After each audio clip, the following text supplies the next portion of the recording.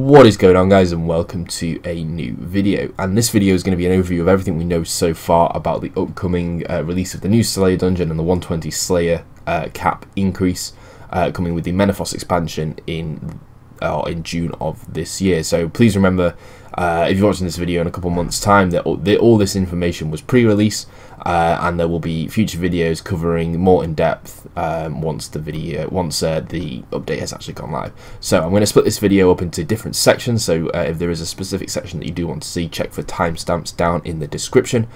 First one is going to go over the monsters and level requirements. The second one is going to go over the drop mechanics, a couple of items that they have announced, or a couple of new items that they have announced, and also the boss. And the final section will just be miscellaneous announcements that they have made with regards to the Slayer increased to 120 and also the dungeon itself. So yeah, any of those sections that you want to see, do check the description for those timestamps, and we'll jump into the first bit now. Okay, so the first thing I'm going to go over is the new monsters and tasks coming into the game. So there's 12 new monsters, or 12 new Slayer monsters coming into the game, but this is going to be split into 2 different tasks. So there's going to be 6 monsters in each task, so essentially you'll have a choice of 6 to kill when you get either or of these tasks. So the first of these is the corrupted monsters, and these are essentially your typical desert creatures that have been corrupted by energy seeping from underneath the city. So there's going to be stuff like scorpions, crocodiles, dust devils, calphites, and they're basically going to have been corrupted by this energy. Now these are your more AFK tasks that aren't going to take too much concentration, so if you prefer that kind of playstyle where you can just sort of leave your character and let auto retaliate or the aggression pots do the work, then these are the sort of tasks for you. And then the second category is the sort of, I would assume, going to be the higher level, more rewarding creatures, which are the soul devourers. So there's going to be 6 different creatures that fit into this soul devourer category.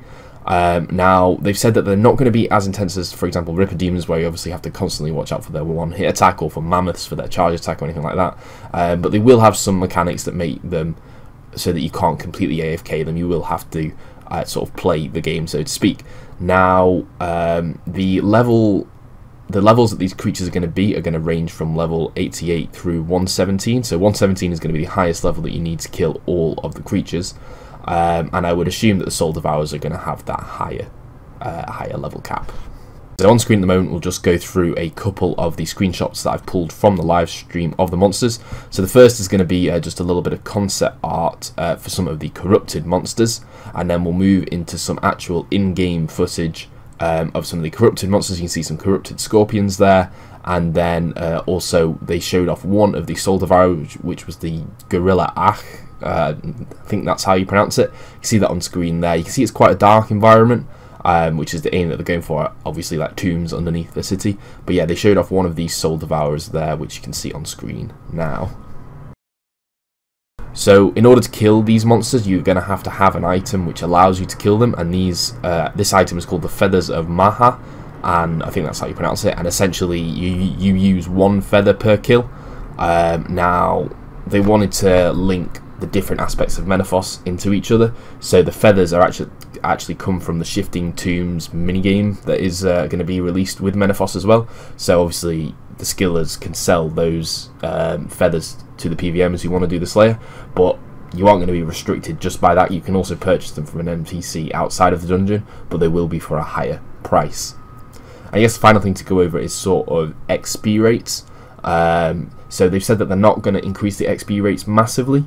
So the sort of higher tier monsters in game at the moment, like Ripper Demons, you can get sort of 600-700k experience. They're saying they're only looking to really increase that for the highest level tasks to about 750k experience an hour, and the entry level mobs in the dungeon are going to be approximately 400k experience an hour.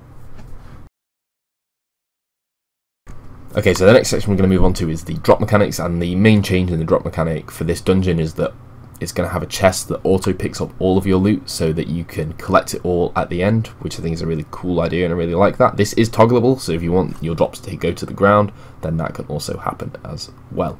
On screen at the moment you see like pictures of the chest itself and loot. They have an animation of loot actually going into it, which I think is a nice touch. And essentially it's all the common drops that you get go into the chest. You can compile this over multiple tasks. You can go into the dungeon on and off task. And so you can keep on building up that loot if you want to. Now, I think what is great as well is that the rare drops that you get don't go into the chest. So I think What they've said is that this dungeon is modelled on the Ascension style dungeon, where you get keys to kill a boss as the major loot that you get, but also there will be some common drops as well. So you have to pick up those key drops from the actual floor if you do get one of those. And with regards to common loot as well, they're trying to sort of reduce the effect that it has on supplies that you would generally get from skilling. So they've said that there are going to be no herbs, no seeds, no logs in this loot chest, mostly alchemable stuff. But on screen at the moment you'll see a sort of an example picture. There is actually a log in there, but that is a new item, which is a corrupted magic log, and that essentially works as almost like a protein log. You know, you craft the magic longbow, but you don't get the magic longbow at the end of it, but you do get the experience for it. So this is a sort of a new test to see how items such as this that don't give the item at the end but do give experience work in the economy and affect the economy. So one of the big announcements that they did make was that there's going to be a new item called the Vital Sparks. This is going to be dropped by the creatures, and this will be used to create new sigils. So we've had the new ones that came in with Shattered Worlds, not particularly useful, but they obviously are adding in more with this dungeon. 3 new sigils are going to be added in. Now they did mention one of them and what it's going to do. So one of the 3 sigils is going to be called the Limitless Sigil, and this basically allows you to use a threshold ability when you're under 50% adrenaline. So if you're 40% adrenaline, you'll be able to use that threshold, but it still will use 15% adrenaline. You can activate and it will last for 6 seconds, and then it has a cooldown of 1 minute and 30 seconds.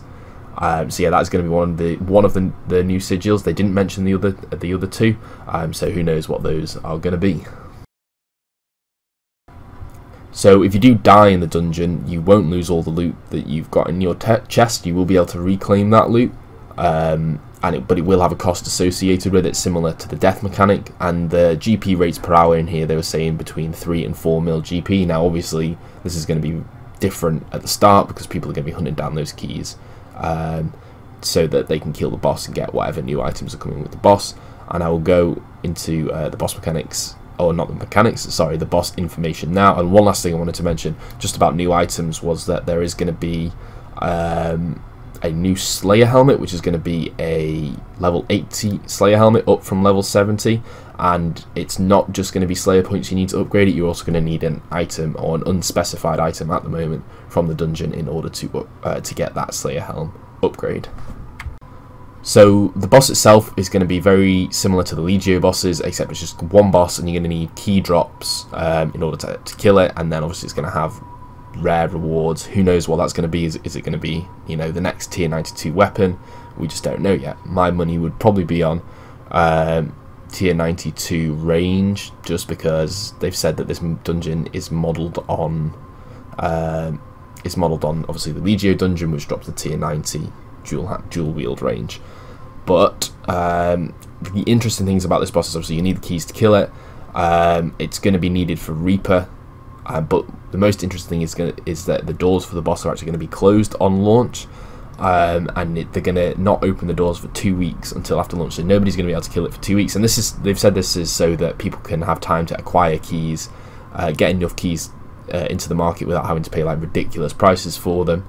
Which I think is really good, because obviously with the Ascension bosses released a very long time ago, you could kill them straight away, but it was people who could afford to spend, you know, hundreds of thousands on each, or millions on each key, that were able to access the content. So I really like that they're closing the doors for 2 weeks so that people can build up a nice supply and not pay ridiculous amounts. And also they're doing this because there are going to be, at the moment, unspecified items that you're going to need in order to kill the boss within Menaphos itself. So you're going to have to acquire these items, I'm going to assume, through other content, so that you can kill this boss more efficiently maybe, or even damage it. Who knows what we're going to need for that. Okay, so this is going to be the final bit of the video that just goes over a couple of miscellaneous items that didn't really fit into any of the other categories, but it's just a couple of things that I picked up from the stream. So as far as like overcrowding goes, they're not doing anything to prevent overcrowding, so it's not going to be like an instance dungeon or anything like that. It's going to be your old, you know, battle over spawn, they said, but hopefully there will be enough variety in Slayer creature, enough spawn points and enough worlds that people won't feel like they're not being able to kill it efficiently. You can do co-op Slayer for these tasks. There is a 5% XP bonus within the dungeon itself, because that applies to Menaphos as a whole and the Sophanum Dungeon. They're going to change the 120 Slayer announcement to a global announcement, similar to Dungeoneering and I believe Invention. There is going to be a new way to train Slayer to 99, and it's going to be like in addition to the normal way that you train, like a supplement or an add-on, but that is all they said about that. There's going to be no new Slayer Master, and you'll be able to get these 2 new tasks from Simona in the desert, Kuradel and Morvran. There's going to be a 3-month comp amnesty, which I'm sure a lot of you know, so if you don't have 120 on release, then you'll have 3 months to get that before you lose your comp cape. Cannons will not work in the dungeon, and the look of the Dwarves Ring will work within the dungeon. So that is pretty much everything that I managed to pick out from the Slayer livestream. Hope you guys have found that useful to have it all compiled into one video with a couple of screenshots as well, just to show off some of the concept art and also in-game models. If you have enjoyed this video, please do let me know. Smash that like button, and if you want me to, let me know in the comments, and I will go through the other live streams to pick out important information for the other releases within the Menaphos expansion, so for example Shifting Tombs. But yeah, as I said, hope you guys have enjoyed this video, found it useful, and I'll see you guys in the next one. Peace.